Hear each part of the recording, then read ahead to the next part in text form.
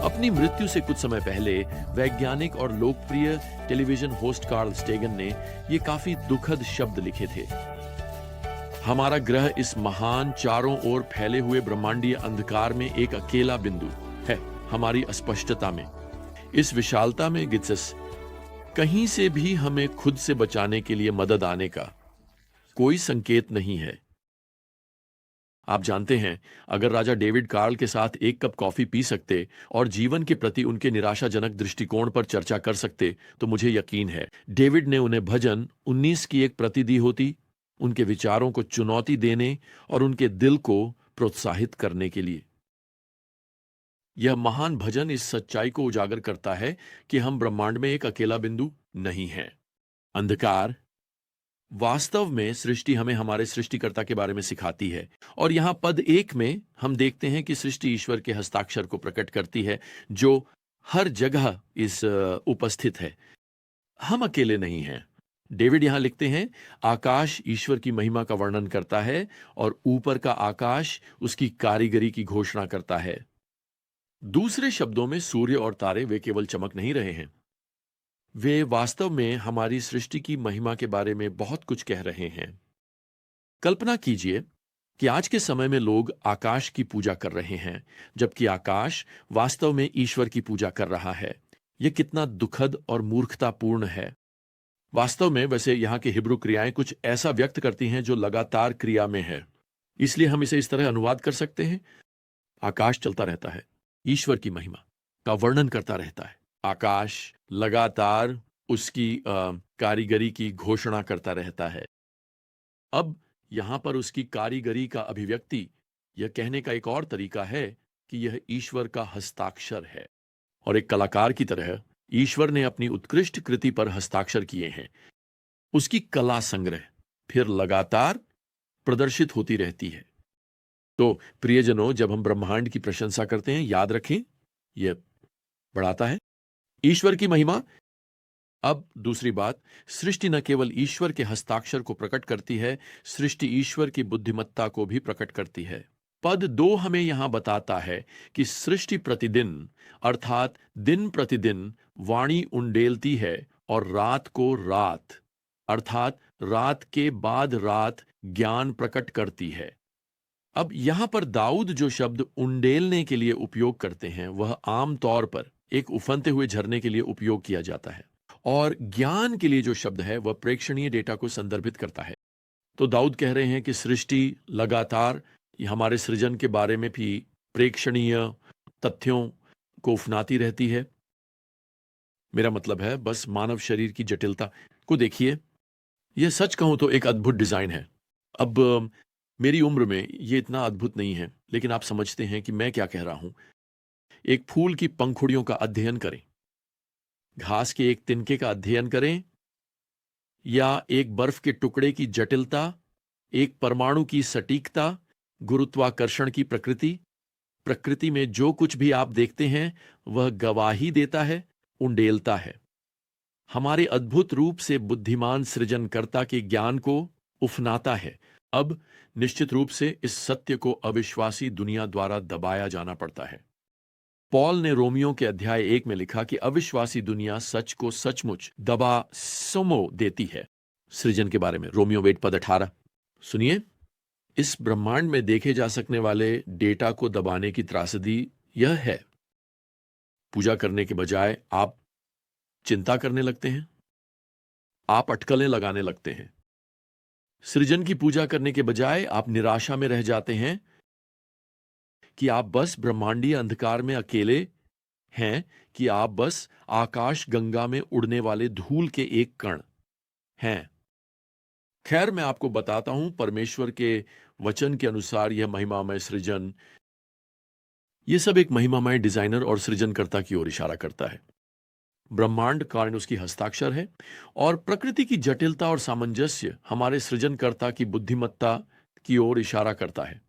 अब तीसरे दाऊद कहते हैं, यहां की सृजन परमेश्वर की कृपा को प्रकट करता है।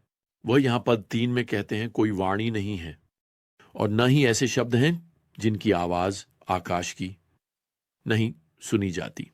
दूसरे शब्दों में, वास्तव में सृजन की एक भाषा है लेकिन आपके कान खुले होने चाहिए, आपका दिल खुला होना चाहिए ताकि आप इसे सुन सकें। यहां तक कि जब दुनिया स्पष्ट को अस्वीकार करती है, आप जानते हैं परमेश्वर अपनी कृपा में खैर वह क्या करता है, वह आगे बढ़ता है और आकाश में एक और सूर्यास्त चित्रित करता है। मैं आपसे कुछ पूछना चाहता हूं, यदि आप परमेश्वर होते तो क्या आप किसी को जो आपको नकारता है उस सूर्यास्त का आनंद लेने की अनुमति देते? मुझे नहीं पता। यदि मैं परमेश्वर होता तो शायद मैं सुनिश्चित करता कि यह उसका आखिरी सूर्यास्त होता। आप देखिए परमेश्वर की सृष्टि के चमत्कार जो पूरी दुनिया को दिए गए हैं दिन प्रतिदिन, और रात दर रात उसकी अद्भुत कृपा की ओर के इशारा करते हैं। और वैसे इस सृष्टि को हम सामान्य प्रकाशन कहते हैं।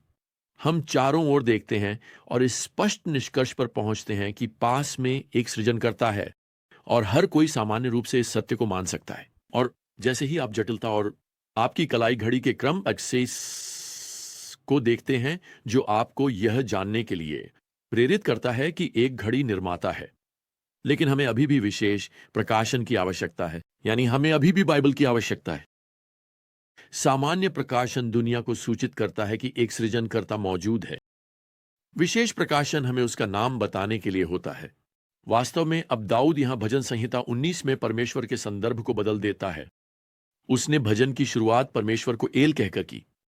यह परमेश्वर के लिए एक सामान्य नाम है, लेकिन अब यहां से शुरू करते हुए पद 7 में दाऊद परमेश्वर को यहोवा, यहोवा या प्रभु के रूप में संदर्भित करता है। यह उस व्यक्तिगत प्रेममय परमेश्वर का नाम है जो हमसे संबंध रखता है। तो अब दाऊद हमारे लिए वर्णन करना शुरू करता है कि परमेश्वर का विशेष प्रकाशन यानी परमेश्वर का वचन हमारे लिए व्यक्तिगत रूप से क्या कर सकता है, क्योंकि परमेश्वर हमसे व्यक्तिगत रूप से संबंध रखता है। वह यहां पद 7 में लिखते हैं, प्रभु की व्यवस्था पूर्ण है। अब व्यवस्था तो राह है जो पुराने नियम की पहली 5 पुस्तकें हैं।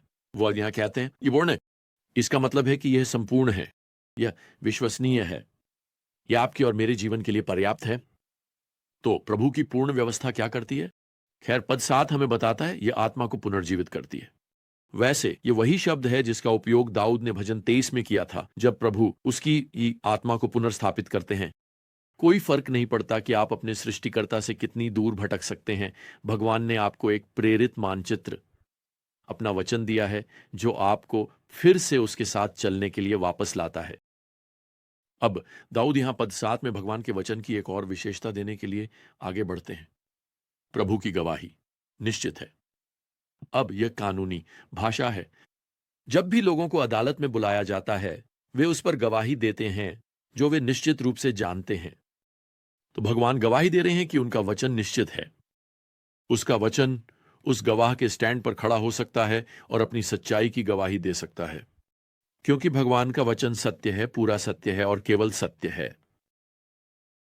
तो आप आज अपने जीवन में भगवान के सत्य से क्या उम्मीद कर सकते हैं? खैर दाऊद इसका उत्तर देते हैं। वह हमें यहां बताते हैं यह सरल को बुद्धिमान बनाता है। अब वह किसी मूर्ख व्यक्ति की बात नहीं कर रहे हैं। आप जानते हैं, कोई जो सीखने से इनकार करता है, वह सरल व्यक्ति की बात कर रहे हैं जो अनजान है लेकिन सीखने के लिए तैयार है।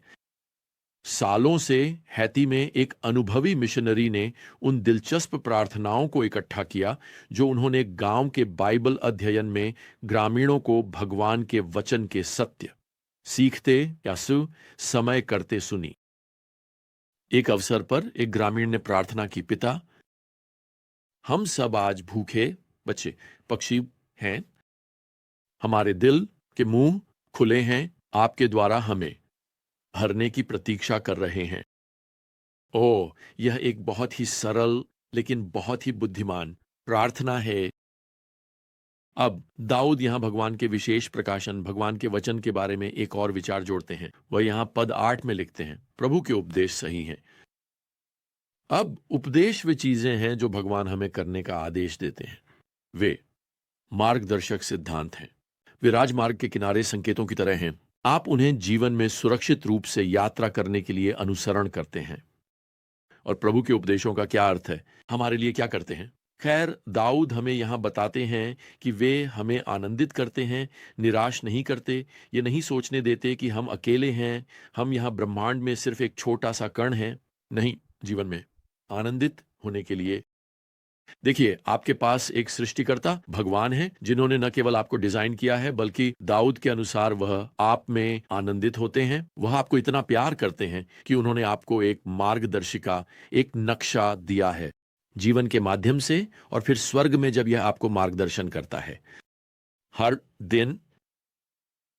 अब आज हमारी ज्ञान यात्रा में लंगर डालने से पहले मैं सोचता हूं कि क्या आपके जीवन में कोई कार्ल सागन जैसा व्यक्ति है, कोई ऐसा व्यक्ति जो भगवान के अस्तित्व को नकारता है या शायद संदेह करता है, और परिणाम स्वरूप हमारे ब्रह्मांड के इस ब्रह्मांडीय अंधकार में निराश और अकेला और अस्पष्ट महसूस करता है।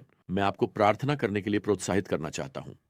अपने मित्र को आमंत्रित करने के सही अवसर के लिए प्रार्थना करें, शायद भजन 19 पढ़ने के लिए, या शायद जब आप इसे पढ़ें तो आपको सुनने के लिए। यह एक बातचीत शुरू कर सकता है जो आपके मित्र को यह समझने में मदद कर सकती है कि वे इस ब्रह्मांड में दौड़ते हुए इस छोटे से धूल के गोले पर धूल का एक कण या एक महत्वहीन प्राणी नहीं है। नहीं, ये वे दिव्य सृजन का परिणाम है, एक व्यक्तिगत भगवान का कार्य जिनकी आपके मित्र के जीवन के लिए एक योजना और उद्देश्य है। और जब आप इस पर हैं तो मत भूलिए, भगवान के पास आपके जीवन के लिए भी वही योजना और उद्देश्य है। खैर, अगली बार तक प्रिय प्रभु यीशु मसीह की कृपा और भगवान का प्रेम और पवित्र आत्मा की संगति आप सभी के साथ हो। आमीन।